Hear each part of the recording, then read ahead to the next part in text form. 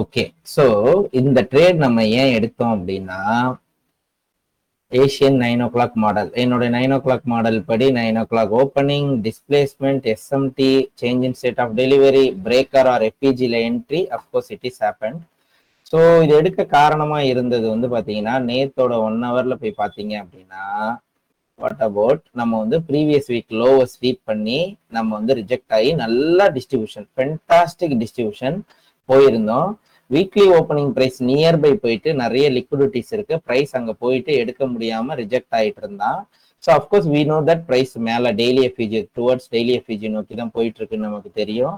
So price நேற்று ஓடி லெவல்ல ஒரு ஃபென்டாஸ்டிக் என்ட்ரி கொடுத்துச்சு, போச்சு. ஆனா பை ஸ்டாப்ஸ் எடுக்கல, அதுக்குள்ள வால்யூம் முடிஞ்சு போச்சு, மார்க்கெட்ல கன்சாலிடேட் ஆயிட்டு மறுபடியும் வரான், வந்துட்டு ட்ரேட் ஆயிட்டு இருந்தான். ஸோ இன்னைக்கு காலையில வந்தோடனே நமக்கு என்ன தெரியும்னா, எப்பயுமே 6 o'clock மார்க்கெட் ஓப்பன், ஒரு சின்ன செல் சைட் லிக்விடிட்டிஸை ஸ்வீப் பண்ணிட்டு பிரைஸ் போனா நல்லா இருக்கும்ன்றது எக்ஸ்பெக்டேஷன்.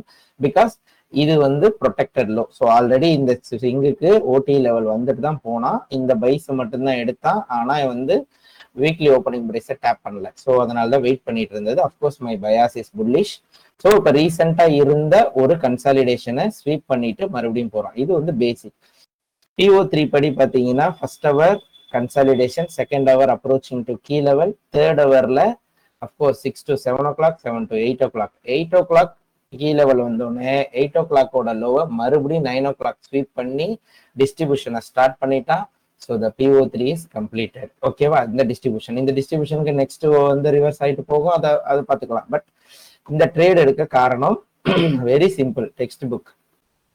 ஸோ உங்களுக்கு தெரியும், நான் ஆல்ரெடி வந்து இந்த எஸ்எம்டி காத்திருந்தேன், வந்தான், எஸ்எம்டி கொடுத்தான், change in state of delivery.